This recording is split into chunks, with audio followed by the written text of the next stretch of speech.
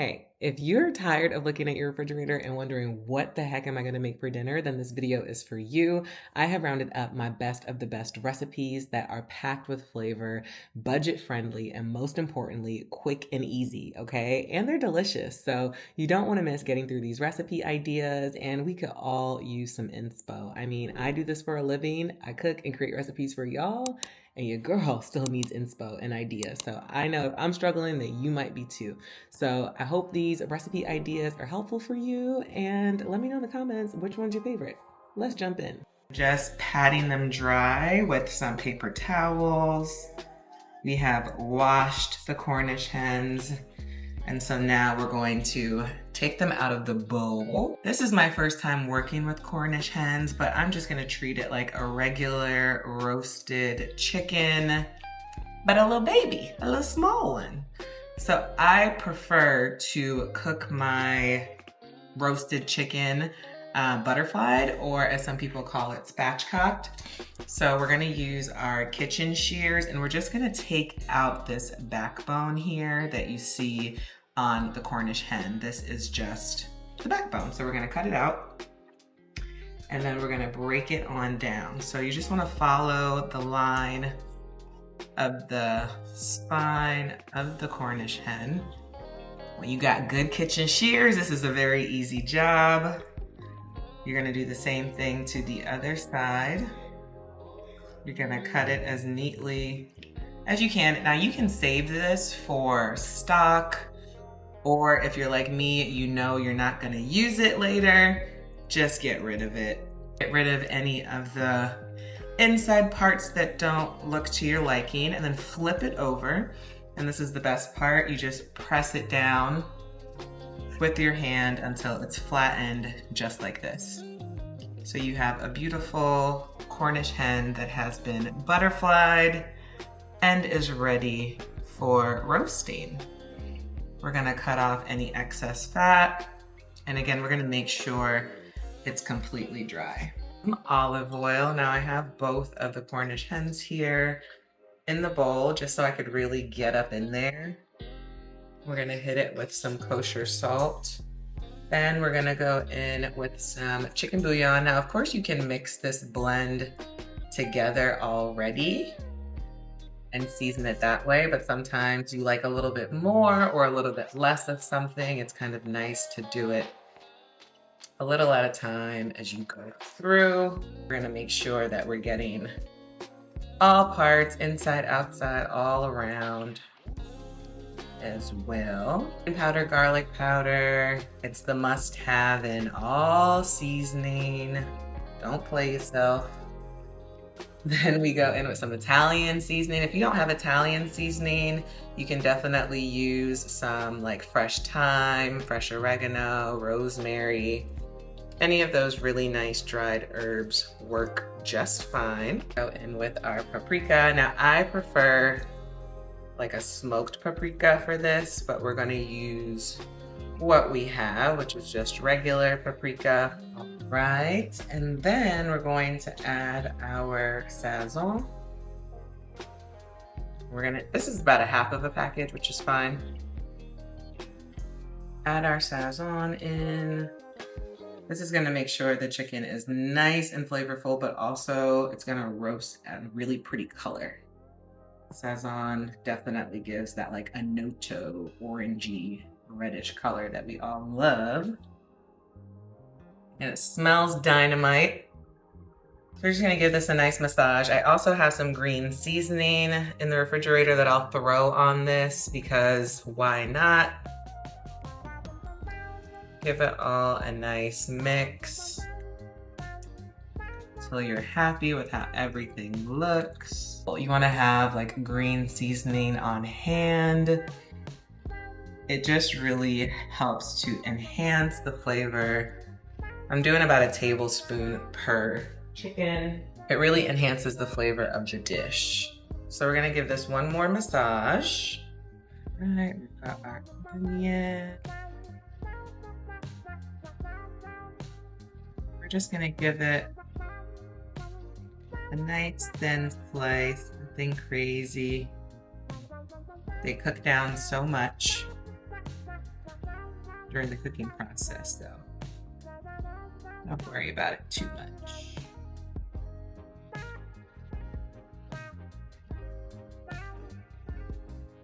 It's just a veggie blend of butternut squash and Brussels sprouts. Felt like it could use some orange, so we're gonna go in with some carrots. Beautiful. Now we're gonna stop and season this layer of vegetables. So we're gonna add just a little bit of olive oil. This is so pretty already. Boom. And then about a tablespoon of maple syrup. Pinch of salt. You always want to season your vegetables. I think people miss this step, but you always want to season the veggies. Salt and pepper. We're gonna kind of get in here with our hands. Give everything a really nice stir. See why I added those extra onions? Just gonna really enhance the flavor of the dish. Boom, that is nice and mixed. Got this little guy here. Ooh, so cute.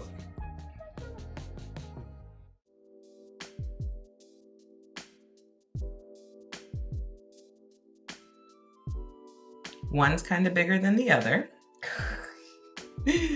That's okay. The next thing I'm gonna do is add some pads of butter just on top of the chicken. And I'm not gonna add any liquid. I'm just gonna cover it for the first half of the cooking process and then uncover it at the end so it can truly roast and get that gorgeous color on it. So this is what we're looking like currently. I'm just getting all the good marinade out of the bowl.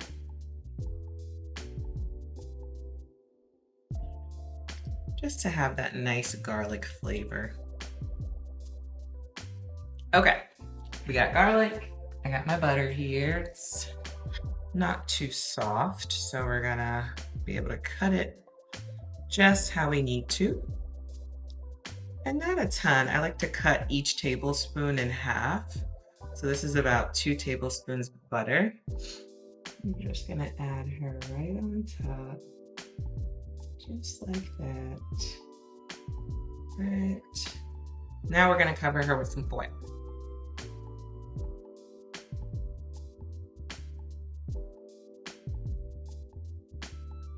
Just like that. We're gonna cook it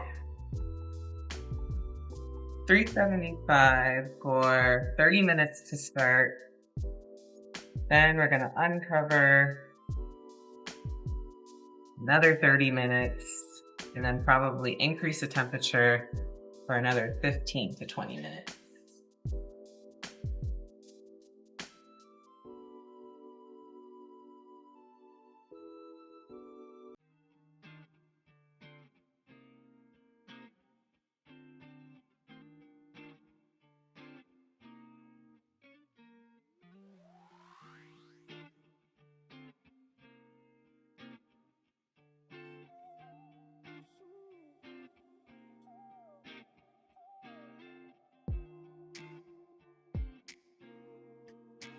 Meal prep season is here, so let's get into the super easy meal prep idea that I have prepared for you today. We're going to go ahead and just line our baking dish with a little parchment paper.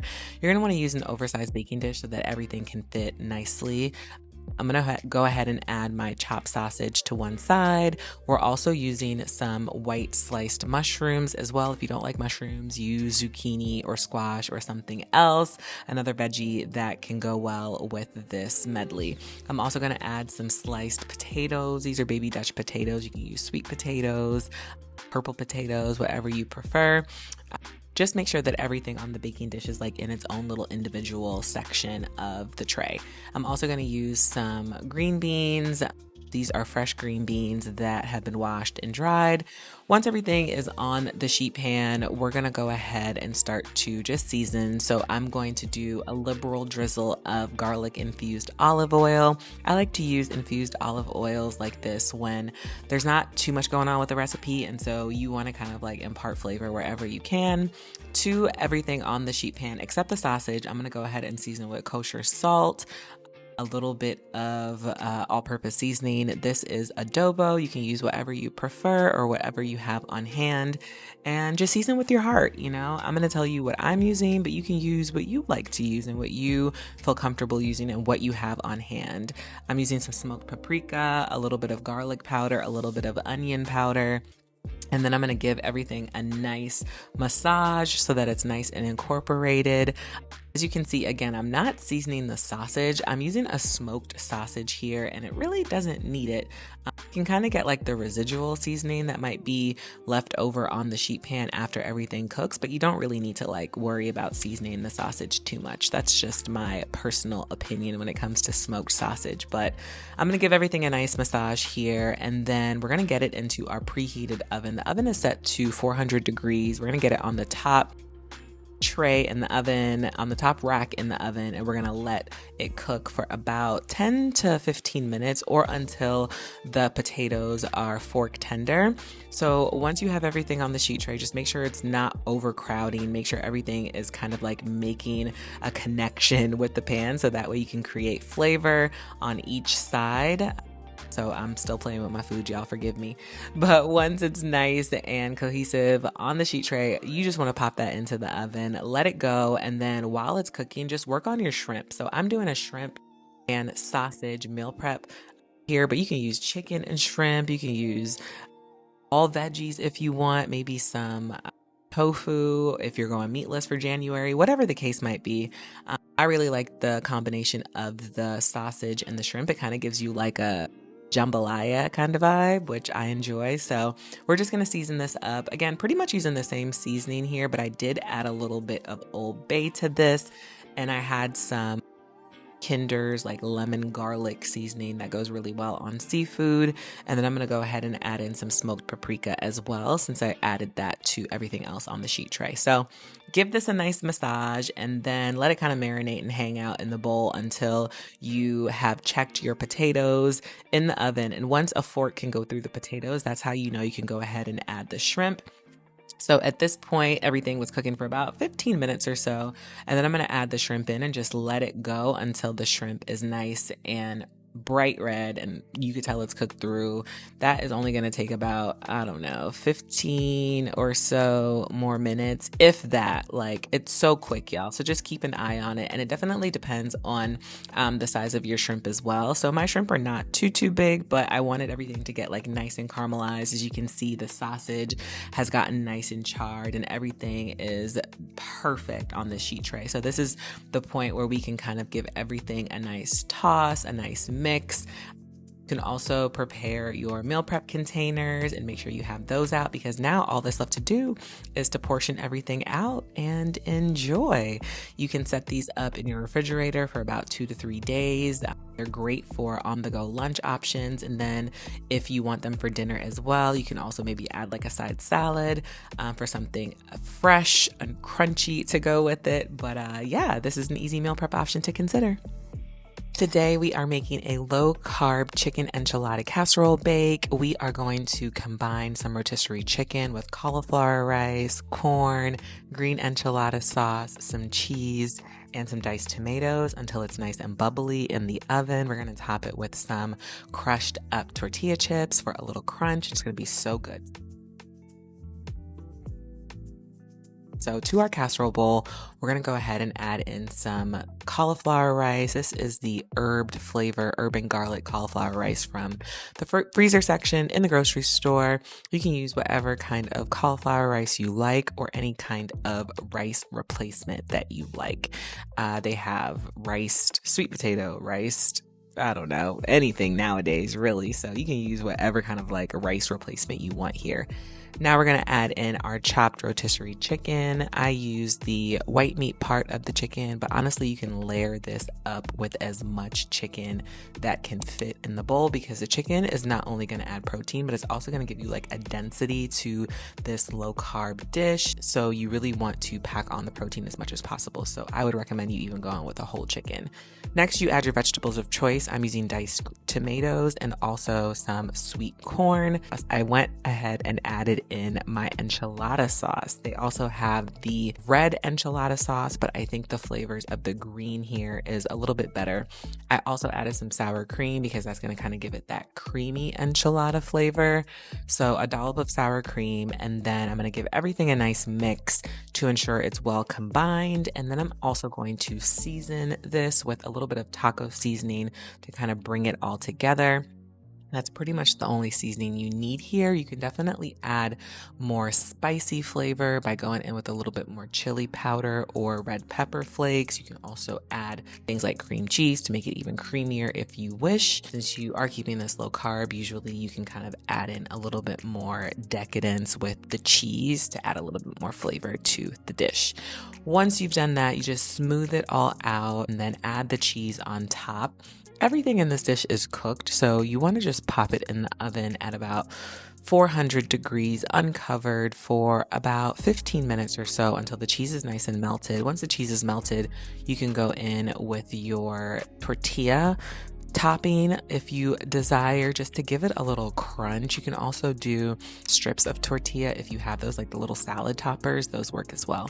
So once you pop that on, you just want to pop that under a broiler for a couple of minutes until it's nice and toasty, and you're pretty much ready to serve at this point. I hope you like this recipe. You can definitely click the link in the description bar below to go ahead and find the full recipe on my website.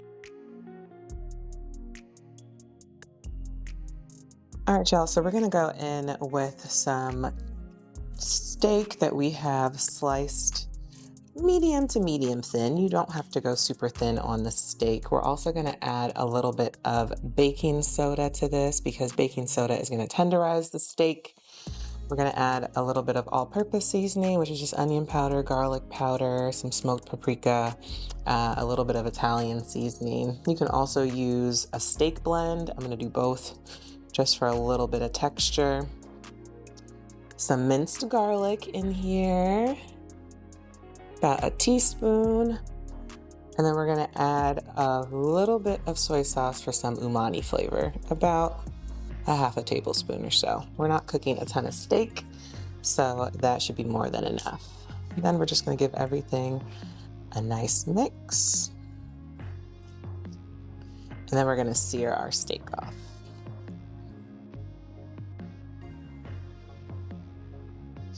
Nice and combined, you can set it aside. Get your pan hot.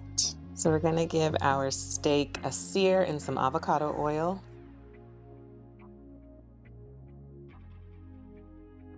Give everything enough space in the pan so that it browns up really nicely. Just about 2 minutes per side, if that.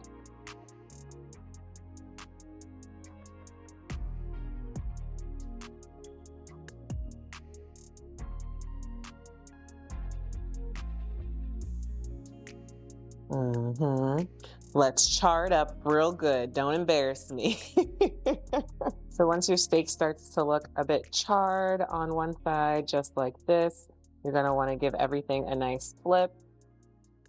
Now I know for this pan I have hot spots, so I'm going to kind of move everything around so everything has an even chance of browning nicely. We're going to make sure we give it a nice flip and create that flavor on the bottom of the pan before we kind of like mix everything together. We want to create flavor. My pan is on a high heat because we really want a good char on the steak.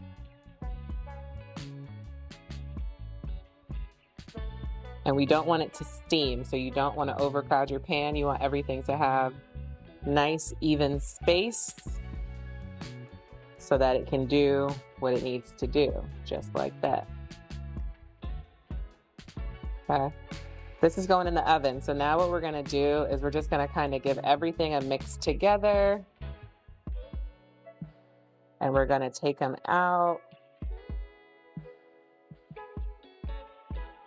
We've started to build that flavor in the pan. We're just gonna add in our onions, peppers, and also give them a nice stir. We've got some red, yellow, and green bell peppers already chopped up. Make your life easy. I'm gonna add them all because this is really a fajita dish, so you wanna make sure you got all your peppers in here. I'm going to add a half of a white onion as well. And if your pan needs a little bit more oil, you can go ahead and add that. The veggies are gonna release a little bit of moisture, so I'm gonna allow that moisture to kind of deglaze the bottom of the pan so all that yummy flavor from the steak gets taken up. I don't like soggy veggies, so I'm not gonna overwork these too much. We're just gonna let them soften until they're fragrant. To the middle of our skillet, we're just gonna add a knob of butter. And to that butter, we're also gonna add a little bit of tomato paste. Tomato paste is for depth of flavor, but also for color. I really want our rice to kind of have that red Spanish rice vibe, and tomato paste is a little hack in order to do that instead of opening up a whole can of tomato sauce, which to me always goes to waste. So a little trick is to use just about a tablespoon of tomato paste. Let that brown in the bottom of the pan. And then the next thing you're gonna do, add your pre-cooked rice. Pre-cooked rice is really just heaven sent when you're looking for quick and easy weeknight meals. You can batch a couple cups of rice and just have it in the refrigerator, so it makes mealtime a little easier. I've made a similar dish like this before. I think I called it a Philly cheesesteak skillet. But this one, I'm going to add queso, so that is a little bit different. But as you can see, we're getting kind of that Spanish rice flair and vibe. It looks a little bit more appetizing to me than to just have like plain white rice. And we're taking up all that flavor with us as we're mixing in the veggies into the rice. Like, look how easy this is. This is a side all on its own. So easy. All right, so our next step is to cut the heat, right? Our cast iron skillet is going to maintain all of that heat, but we're gonna cut it off and we're gonna go back in with our cooked steak. Now the steak has had a chance to reduce, so you're gonna see a little bit of liquid as well. Get that all up in there, that's just flavor. I'm just gonna kind of keep the steak on top, just like this.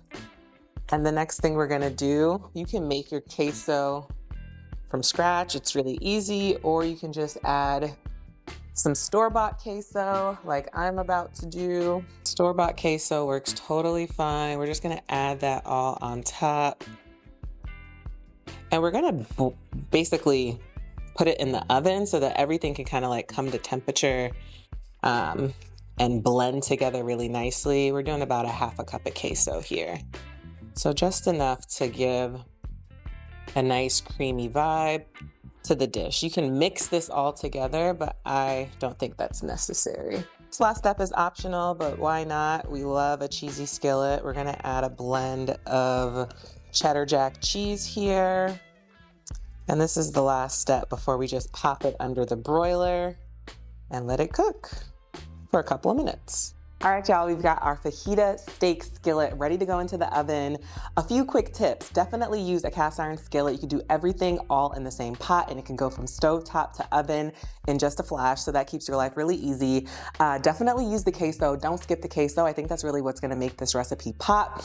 And use a good cut of steak. And even if you don't skip that baking soda trick that I taught you earlier, because it's really gonna tenderize the meat and make it delicious and just fall apart in your mouth. So we're gonna pop this into the oven just a couple of minutes. Again, everything is cooked, so we just want it to blend together beautifully and come out nice and bubbly and golden brown. So let's pop this in the oven and then see what we get in a couple of minutes. Let's go.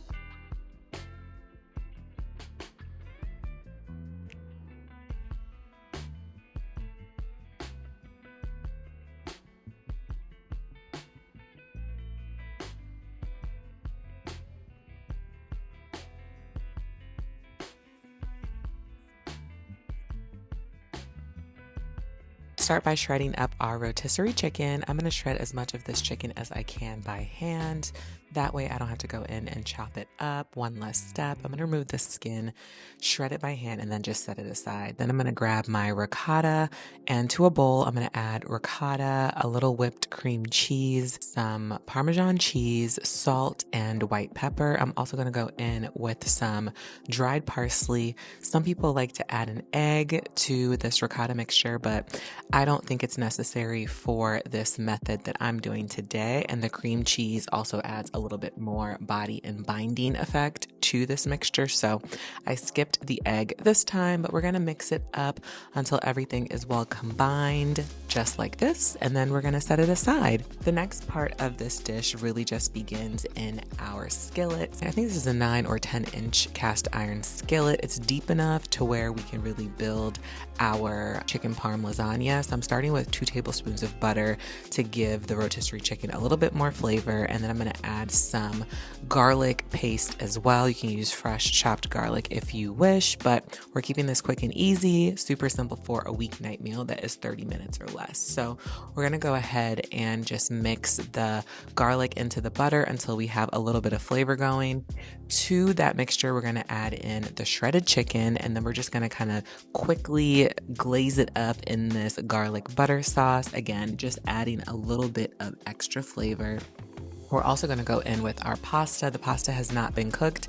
This is just straight out of the box. You can use broken lasagna noodles if you wish, but this is kind of like a fun take on lasagna. So once the noodles are in, I'm going in with my marinara sauce. I'm using Rayo's marinara sauce. You can use homemade marinara sauce, whatever you wish. I'm also going to add a little bit of water to the mixture. So I just added about 2 cups of water into the empty marinara sauce bottle and then shook it up so that no sauce was left behind. And then I added that in to the mixture. So we still have the stove on and everything is kind of like coming to a simmer before we're going to cut the heat off. And then this is going to go in the oven. So once you see that your sauce is starting to simmer in the slightest, you're going to go ahead and just cut your heat. Before that, you're going to season it up, salt and pepper, Italian seasoning, dried herbs of choice. You can use dried thyme, dried rosemary, whatever you prefer. A little bit of white pepper as well. And then you're going to give everything one last stir and mix before you go ahead and start to layer on that ricotta mixture. Now, you can just add it in, mix it up as you wish, but I like to do dollops here because it's going to make for a prettier presentation. Because remember, this is going to bake off in the oven, and so that ricotta cheese is going to kind of like spread a little bit. On top of that, you're also going to add in some mozzarella cheese so that you have like a nice golden crust once this is nice and bubbly in the oven. So to the oven, top shelf, 400 degrees for about 20 to 25 minutes until you get this. You want to make sure that your noodles are cooked. So kind of get in there and test your noodles for al dente. If they need to cook a little bit longer, you can go ahead and cover this and pop it back in the oven for a few minutes. But mine was perfect and ready to go. I hit it with some freshly chopped parsley, and then I served it up. You can see that beautiful cheese pull. The ricotta is nice and incorporated all throughout the dish, and the noodles have expanded. And this is just a really delicious, hearty, yummy meal. All right, y'all. So the first step is simply adding some cooked rice to your casserole dish. This is just some basmati rice. You can use regular long grain rice or any rice of choice. It just needs to be cooked. That's the main thing. So you're good with whatever rice you select. And as far as measurements, this is a half a cup of cooked rice. Next thing we're going to add is our cooked chicken. This is just chopped up rotisserie chicken breast. Remove the skin because you don't want that texture in this particular recipe. But just chop it up as small as you like. I like it kind of chunky.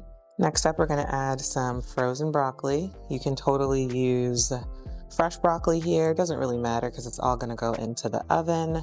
But just make sure it's not like massive pieces of broccoli. You want like a baby broccoli so that it's nice and easy to eat. We're going to add in our cream of chicken soup. This is what's going to make it nice and creamy. This is the cream of chicken with herb soup. Doesn't really matter the brand. You can use whichever one you want.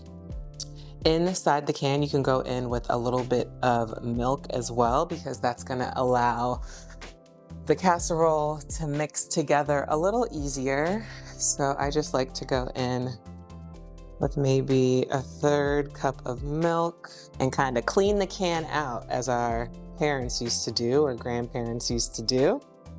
No food goes unused. So we're just kind of giving everything a nice little stir. Once that's done, we're gonna go ahead and just pour it in. And casseroles don't look like much until they're done. Going in with about a 1/3 cup of whipped cream cheese as well. That's really gonna bring everything together. We're also gonna add our cheese at this step, just so we have the cheese also mixed in. The cheese we're gonna mix in is some mild cheddar cheese. You wanna go in with about a 1/2 cup or so of mild cheddar cheese. This is not the cheese you're gonna put on top. This is just the cheese that's gonna get mixed into the casserole. All right, now we're just going in with a little seasoning blend that I put together: salt, pepper, onion powder, garlic powder, smoked paprika, and some white pepper, as well as some Italian seasoning.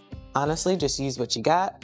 And now the fun part, we just simply mix everything together, obviously, because we put it in the casserole dish.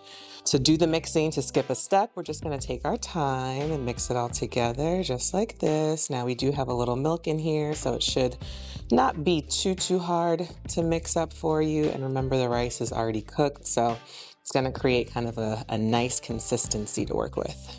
So I'm gonna mix until I feel like I have my cream cheese all the way throughout the entire dish. I have my seasoning all the way throughout the entire dish. Most importantly, that cream of chicken is binding everything together. And we've got that cheddar cheese mixed in real good. So definitely take a minute or two and make sure you're mixing it really well. At this point, if you feel like you want your casserole to have something else, like a handful more of cheese, a handful more of broccoli, a little bit more chicken, you can feel free to do it at this step. To me, it's actually looking pretty perfect. So what we're gonna do is basically smooth it all out once I have everything fully combined. But I like to make sure I compact it down all the way. And then from here, you can hit it with just like a touch more seasoning, right? Because that's the first thing you're gonna taste. And then I also like to go in with some of my mixed cheddar cheese. This is the one with shredded cheddar and Monterey Jack cheese. This is gonna make it really pretty on top. It's gonna melt beautifully. Some people also like to go in with the sharp cheddar on top, but I like to do a blend of cheeses on top. That's my preference. But we've got one more step that I think is gonna take your broccoli and rice casserole to the next level. We've got some fried crunchy onions. Oops. This is giving like green bean casserole vibes, but I think it's gonna give this a really nice flavor and texture. So let's go with it. All right, y'all, so as you can see, we have our broccoli, rice, and chicken casserole ready to go into the oven. We did a couple of unconventional things. We did it all in a casserole dish, no need to mess up a mixing bowl. And we added some crunchy onions on top. Now that is optional, but I feel like for a casserole, sometimes the missing thing is a little bit of texture. And so this crunchy topping hopefully will give a little bit of variety, a little bit of interest to the dish. So we're just gonna pop this into the oven. Remember, everything in this dish is cooked, so really you wanna just combine everything, get it nice and hot and bubbly. So we have our oven preheating at 375. We're gonna pop this, I think, into the middle rack and then move it up to the top when it has like 5 minutes left of cooking. We're gonna see what it's looking like in about 25 minutes. So 25 minutes at 375, maybe a couple of minutes on broil, and then we'll see what the final dish looks like. Let's go.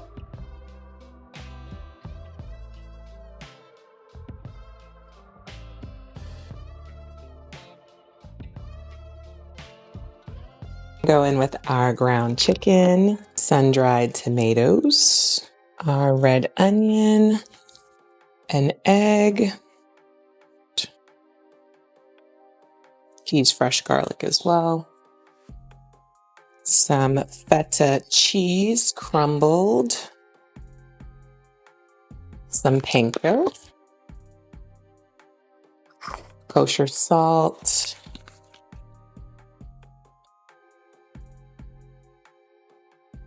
oregano,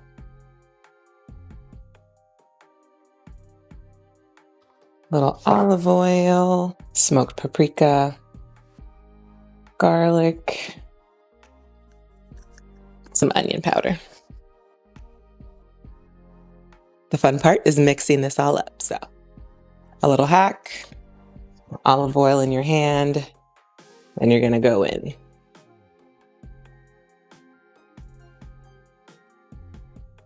And about a tablespoon of meat.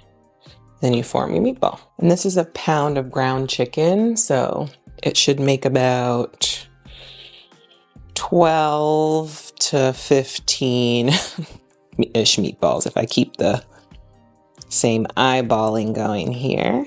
So now we're gonna wash our hands and move on to hand searing the meatballs. Olive oil. And then we're just gonna go in with each meatball. We're on a medium heat because we don't want these to burn. We want them to cook gently. So, and they have cheese in them, so we don't want them to burn too quick, brown too quick. So I'm gonna monitor the heat and kind of flip them as I go.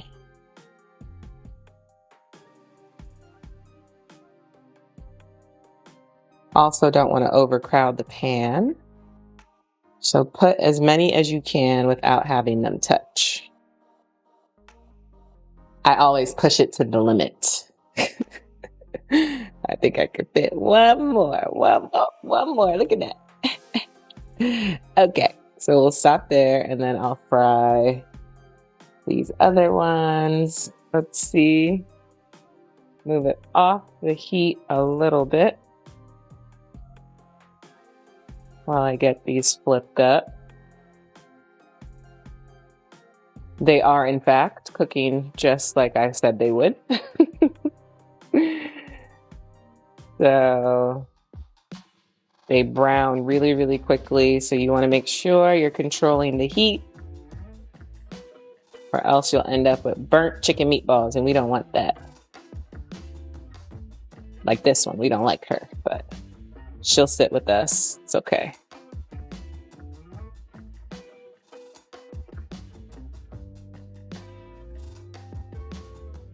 If the pan gets a little bit dry, you can also add a little bit more oil.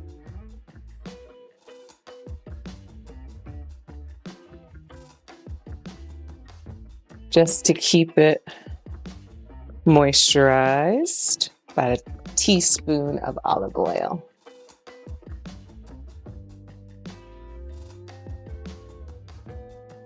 So we're going to keep moving these guys around.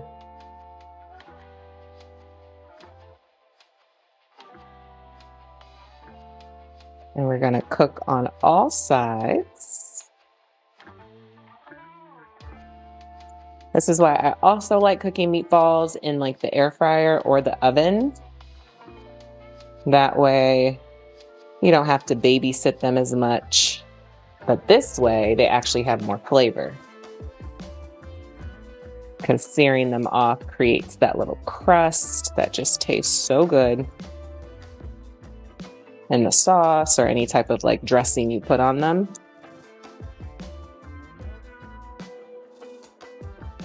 I'm gonna turn my heat down.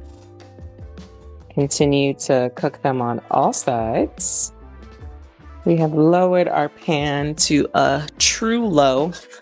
So the heat is really centered in the center of the pan here. So I'm gonna make sure Then I'm moving the meatballs all around to a plate to rest. A little chicken bouillon.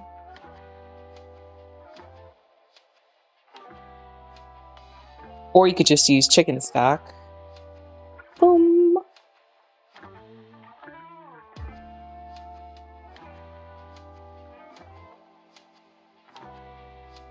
Couscous in.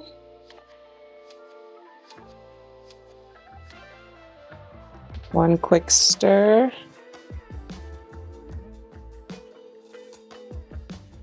Just let that go. So we've got our butter. We're gonna keep all that good flavor on the bottom of the pan. Some garlic.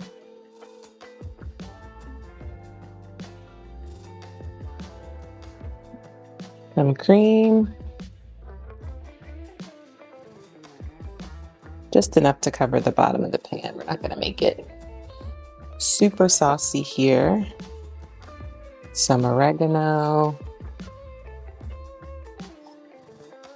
Small pinch of this salt, and then I'll use some garlic. I really like this garlic salt. Use a little bit of that. It has parsley, pepper. It's like a garlic mix.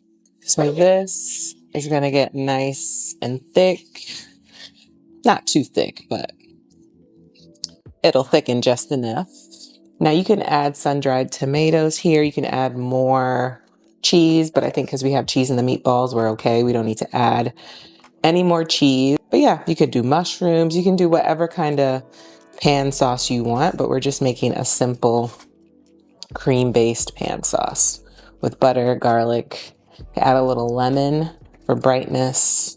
I love making my pan sauce in a wide pan like this because it gives you more surface area to work with. So when it's nice and velvety like this, that's how I know it's done. And I can also part the line and it stays a bit longer.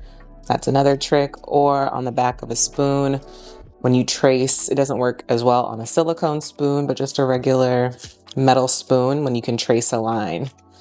That's how you know your sauce has gotten to the right consistency. So I'm not gonna put all the meatballs in this sauce just because you can use the meatballs for a multitude of different purposes. So, perfect. The sauce is just gonna serve as the topping for the couscous situation.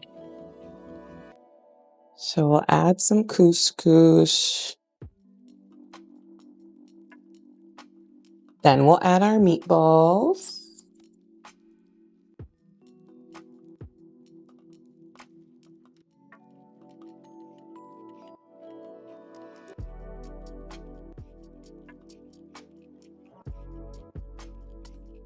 You can hit it with some fresh arugula. We're gonna add another meatball because I like it to stack like that. And just hit it with some more saucy sauce.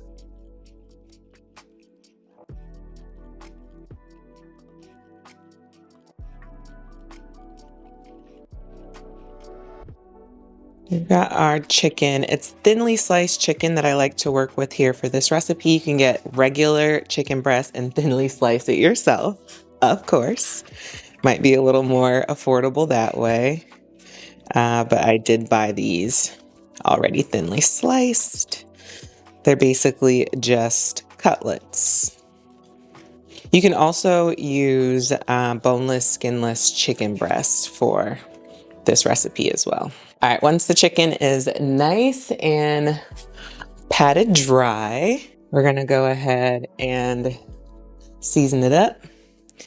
So we're gonna hit it with some kosher salt, a little bit of smoked paprika. Ooh, I really like this garlic salt. This one's from Aldi. It's really good. A little garlic salt has flakes of like black pepper and parsley on it. And then I'm also going to use some pesto, about a tablespoon of pesto. Lastly, we're going to use some really good extra virgin olive oil. And that's gonna help us bind everything together in our little marinade here.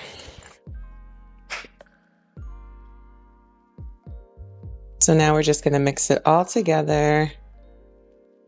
If you have the time, let this marinate. If not, you're gonna do like me and you're gonna get it right on the stove or the grill.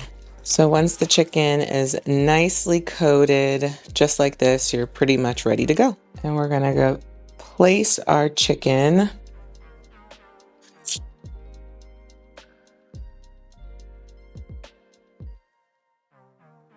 So we're gonna keep our stove on a medium high heat because we wanna get really good color on the chicken.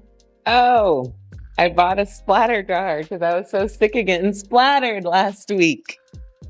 Yay. So I like to just go around the perimeter of the pepper to not get any seeds in it.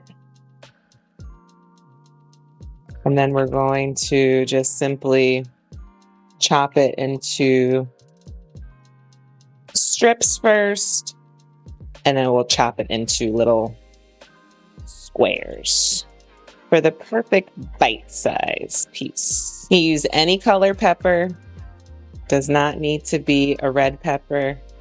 Use whatever you have on hand.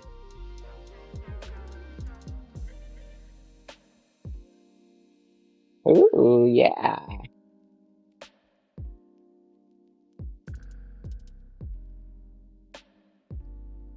These are the little cute, small English cucumbers.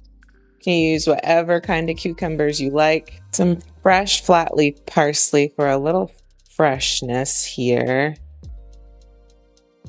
Great way to use up leftover parsley in your home, in your refrigerator. I'm gonna quarter these actually, because I don't like when they're cut in half. I like when they're a little smaller. You can also use the like colorful tomatoes, like the medley, like red, purple, yellow. Those are fun too. All right, we're gonna chop up our romaine and then get it washed. Now the romaine is gonna just, again, soak up so much flavor in this salad. You won't even notice it, but you can also use, it's a little bad piece. You can also use like that dinosaur kale for this, or they call it Tuscan kale. It would be really good in this as well because it holds up. We're gonna chop our red onion and then we're gonna chop our mozzarella, and then we'll drain our beans, and then that'll be the last step.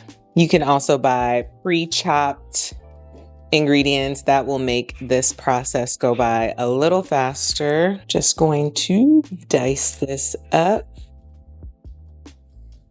Fresh mozzarella is going to make a nice difference in the salad, giving you a nice, smooth, velvety mouthful of a yummy cheese that's mild enough to absorb all the goodness of the salad, like the dressing. So we're just going to cube it up. We're going to chop our chicken up. You want just a nice dice here, nothing too crazy, just a nice mouthful. You can also keep this meatless because, again, the beans are a high source of protein here.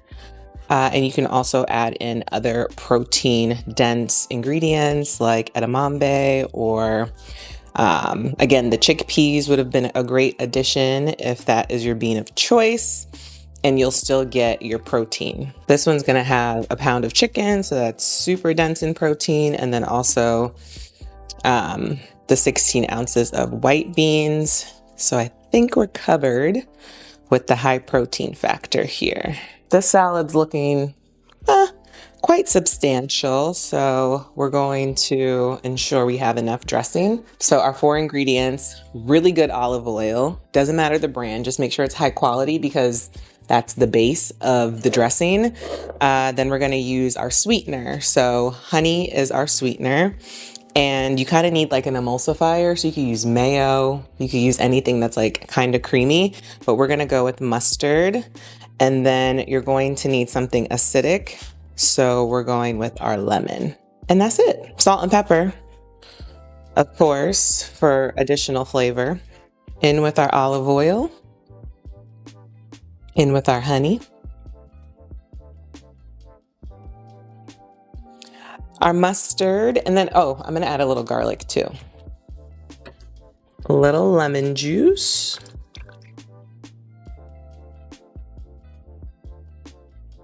Any pepper would do. You can use red pepper flakes as well. I'm using white pepper.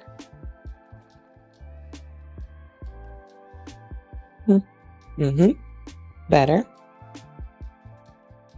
So once the dressing's emulsified, that's how you know you've made a dressing. The oil has combined with all the other ingredients.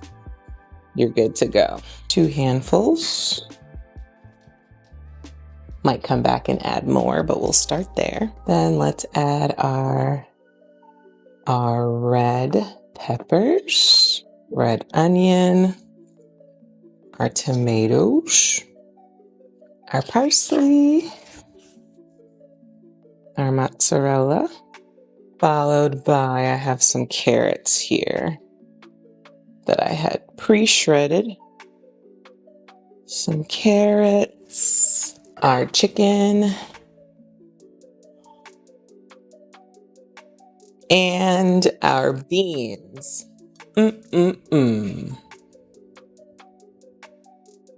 A little brininess. We have some banana peppers we're just gonna throw on top. Dressing. Ooh, yeah.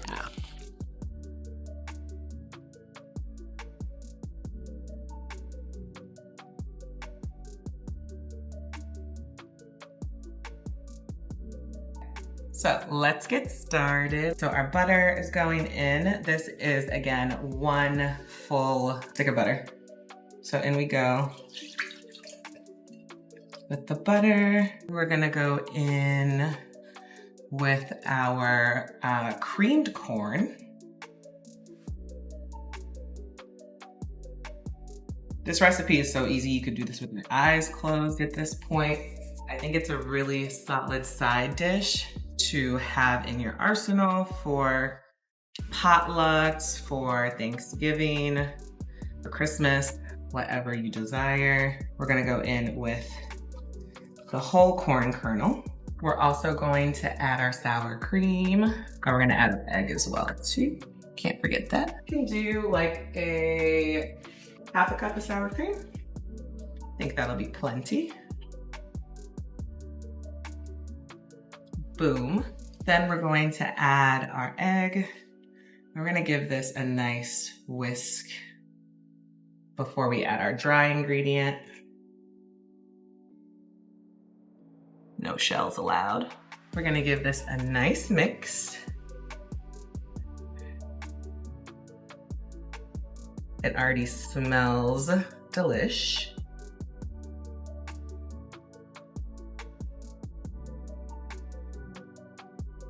We're gonna chop up our green onions that we washed. We wanna thinly slice them.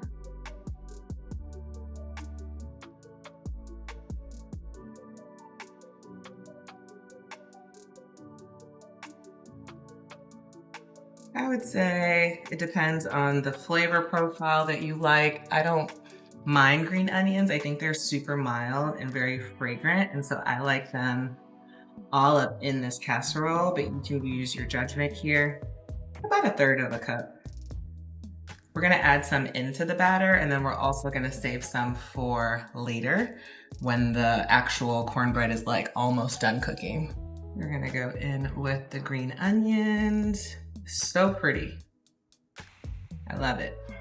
Then we're gonna go in with the Jiffy. You wanna make sure that you're using a more high quality or your favorite cornbread mix. When you're making another recipe that like, it's about the cornbread, but kind of not really, you just need it as the binder, then you can use just like a really affordable version. So we just added the cornbread mix to the batter. The next thing we're gonna do is just add a pinch of sugar, just about a tablespoon of brown sugar. I think it's gonna bring out the sweetness of the dish. If you like spice, this would be a great opportunity to add something like jalapenos to the mixture here. They're still green and vibrant, and they would really be delicious in this. If you want to really amp up that spice, you can use pepper jack cheese. I feel like that'd be really tasty as well. So I'm using double cheddar cheese here. And then we're gonna give everything a nice mix, and that's pretty much it. This recipe is so easy, y'all. And I love that for us because it's the holidays, it's stressful enough. You don't need any more stress in your life, right?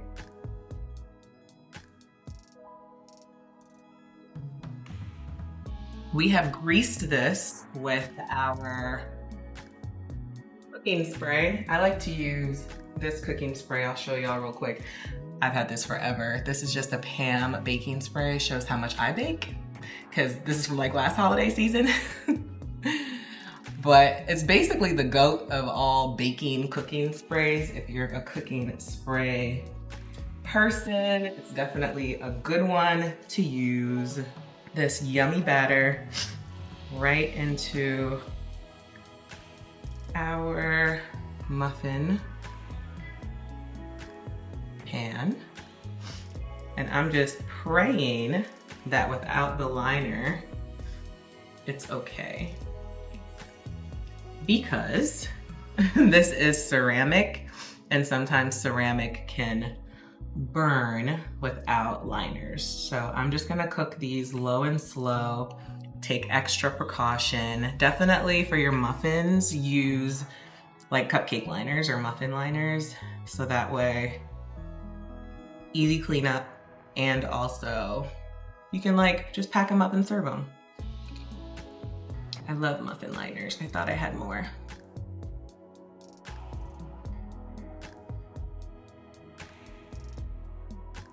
And I'm gonna turn this down to 350 so that way it doesn't cook too quickly. And when we have about 10 minutes left, I'm gonna add some more scallion and cheddar cheese on top. We have a little cute square here. The rest of this, oh, it might be too big. It's okay. I don't have anything smaller, I don't think. So we'll pour it in here.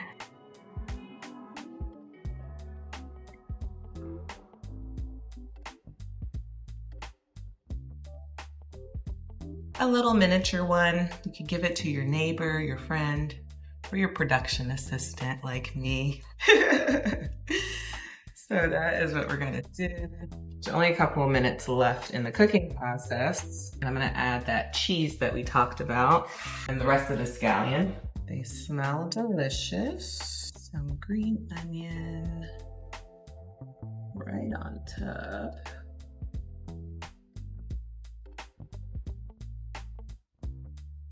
Okay, she's good, she's good. Wow. Wow, wow, wow. There we go. So these are very delicate, okay? These are souffles, right? You wanna make sure that you give them time to cool, or else this is just gonna be a crumbly mess on you. Ready? Mm-hmm.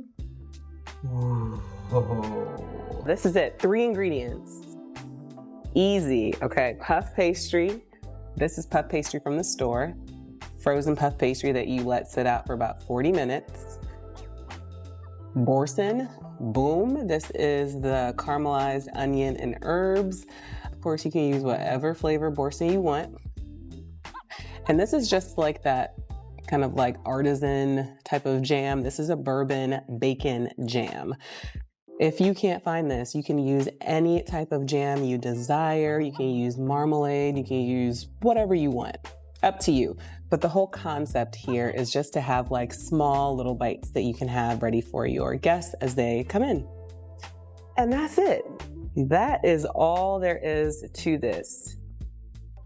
Of course, you can buy this type of appetizer like already frozen, but you know, you might save a few bucks doing it this way. So why not? This is a little frozen still. So what I'm gonna do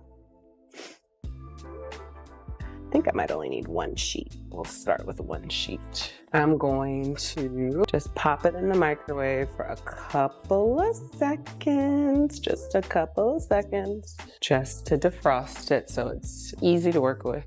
All right, y'all, so we're going in with just a little bit of flour here. Nice surface. When you're working with dough, you definitely want to have a little bit of flour ready to go so it doesn't stick too much.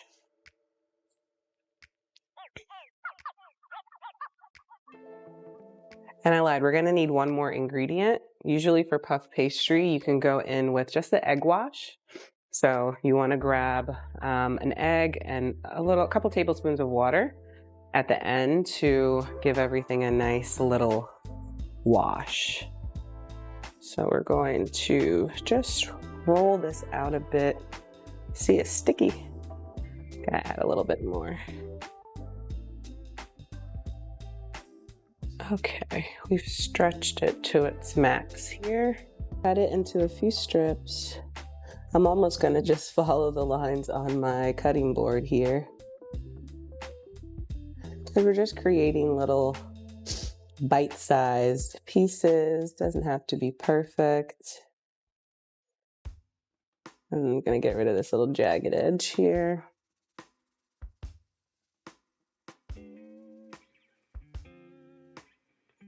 Go that way, and that way, and this way. Little squares, you can kind of pull and maneuver them, but they're gonna go right into our muffin holder. I'm actually gonna spray the muffin holder too. Usually don't have to with puff pastry, but just for extra assurance, spray our little silicone muffin tin, and I'm going to stretch the puff pastry, and we're just gonna pop it right inside. And that's it.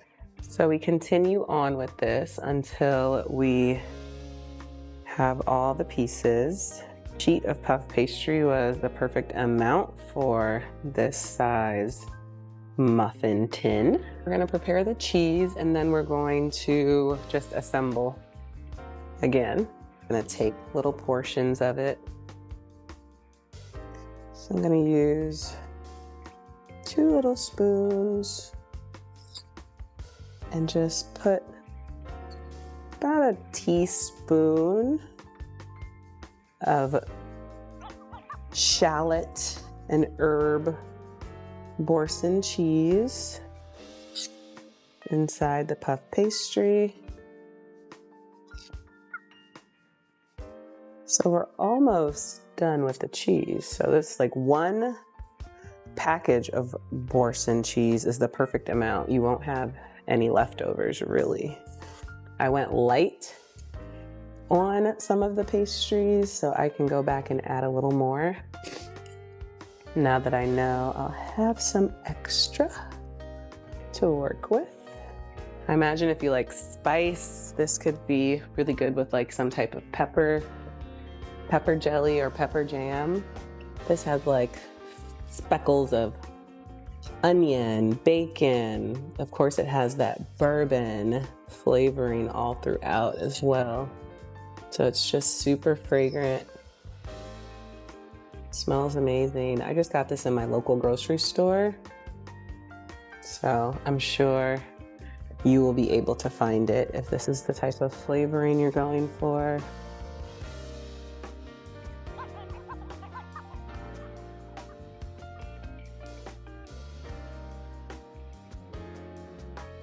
All right, the last thing we're gonna do is a quick little egg wash. Now, I don't think this is 100% necessary, but you want this to be as pretty as possible. And the egg wash just really enhances that color.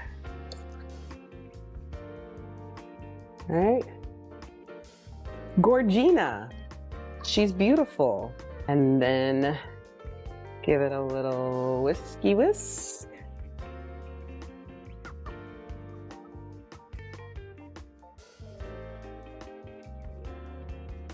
we're just gonna give it a little wash.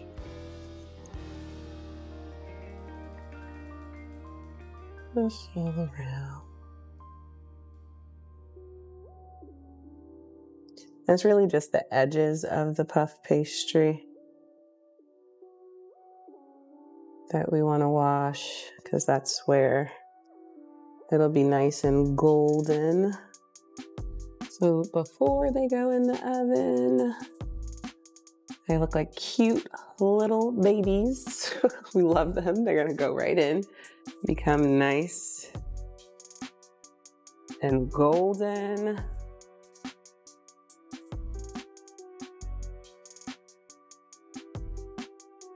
With the skin on, and we're just gonna dive right in. Now, with the mandolin, you have to be super careful.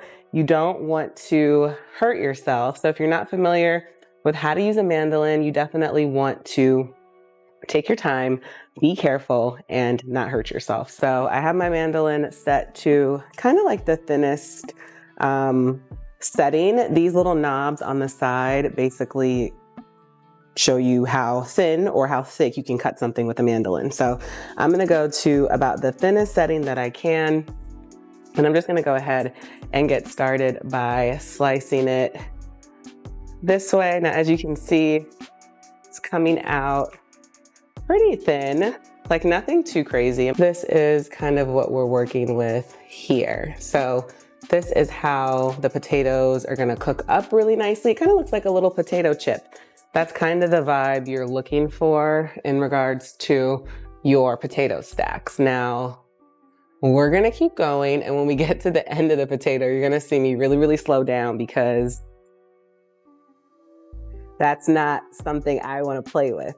So we wanna take our time, keep going until we get to the end. And then you can either use like a, oh, not my mandolin breaking off. I don't know where that just came from, but you can either use like another little utensil that comes with the mandolin that helps you to like really grip the potato at the end, or you could just throw, I like to call it the butt of the potato away. So whatever you're gonna do, you can do, but for me, I'm just gonna go until I can't anymore, until it feels unsafe, and then I'll stop. But for now, we're okay, we're rocking, we're rolling. So as you can see, I'm only working with 2 potatoes. Look how much I've already gotten out of the potatoes. Like, how cool. So you don't need, like, I mean, of course, if you're cooking for a ton of people, you can use 3 pounds of potatoes, but you're gonna be working. You might as well put a sous chef to work in the kitchen for you if you're gonna be doing all of that.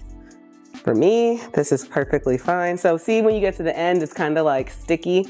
That's how I know I need to stop. Let me show you what you can also do if you're comfortable with your knife, is to simply just like do super thin cuts with your knife, right? Just for no waste. We're going to put our potatoes in the bowl, and then we're gonna work on our butter sauce. So the potatoes are going into a bowl. So we're just gonna give our parsley a nice rough chop here. I like to work with flat leaf parsley, but you can work with any type of parsley you want. You could do curly parsley, that works fine as well.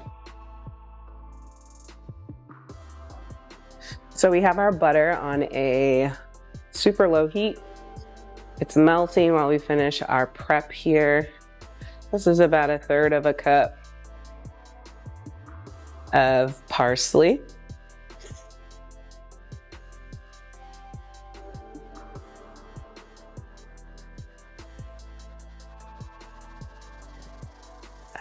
Now the shallot, you could also use the mandolin for. This one's a little baby shallot though, so no need to distress myself with the mandolin. We'll just go ahead and slice that up ourselves by hand.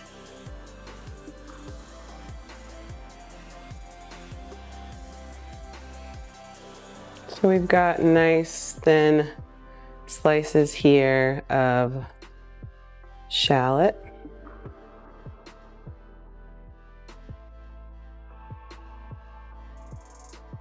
All right, and then now we're going to do a little bit of rosemary.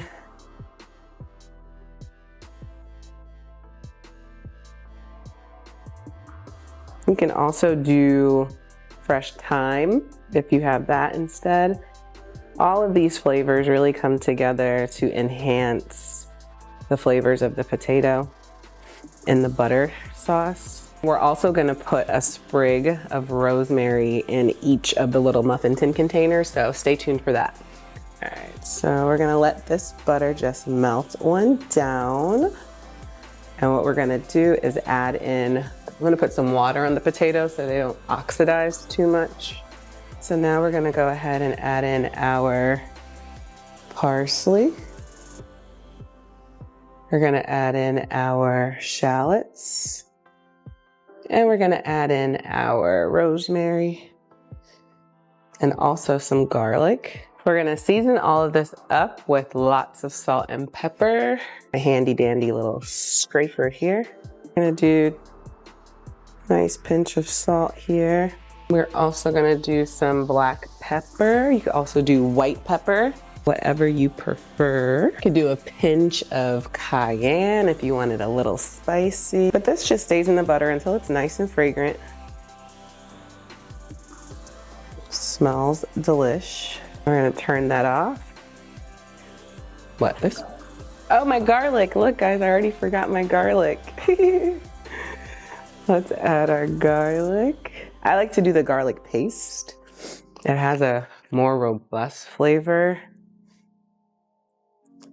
And you're not eating like chunks of garlic. Everything stays smooth. Just a little stack of Parmesan cheese because I'm going to kind of like sprinkle this in the middle of each of my little potato stacks. I'm just gonna do about a half a cup. I think I'm almost there. That looks good. Gonna move that to the side of my board. Just gonna dry them off. Dry my bowl out. So you don't want any water in this dish, but you also don't want your potatoes to brown up on you. So I'm gonna dry the potatoes really good. These look really good. And then we're gonna make some stacks. But before we do that, we're going to prep our pan, and we're gonna put the potatoes back in this bowl so we can mix it in with the butter sauce that we just made. I'm also going to hit the potatoes with a little bit of salt and pepper, a little garlic on their own right here. So we're going in with a little olive oil. Nothing too exciting. A little olive oil, a little salt. So our garlic, parsley, herby, shalloty sauce is in.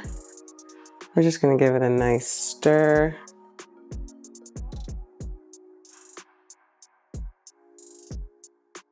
Now, we're gonna put Parmesan in every layer, but because it's here, let's just go ahead and mix in a little Parmesan. Just because, you know, it's there.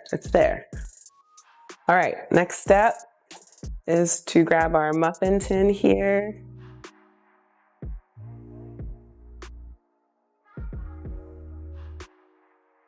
Next thing is just to add a few sprigs of rosemary at the bottom here.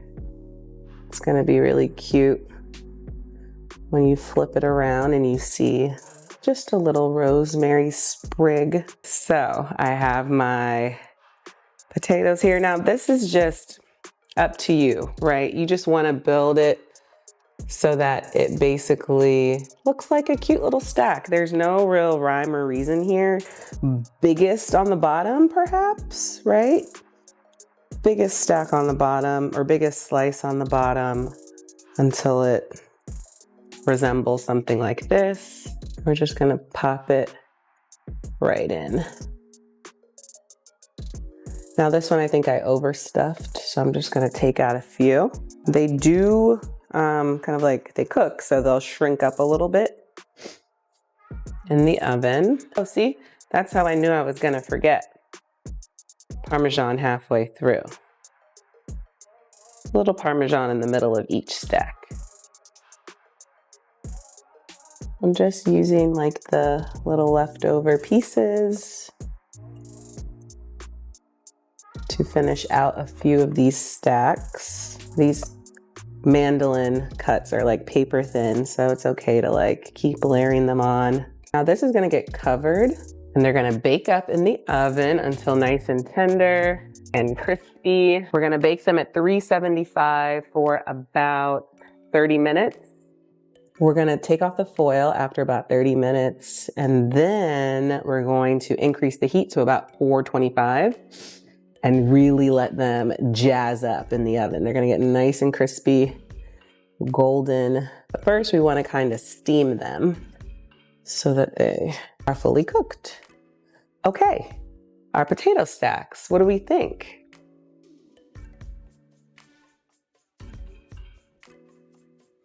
So you can use like a toothpick or anything like that. So this is a must-have to check for to finish these little stacks off. Yeah, those are tender. And then we're gonna bake at a higher temperature.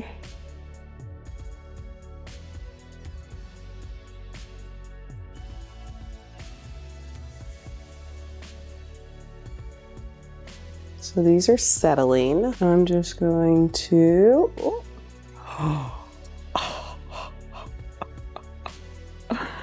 wow.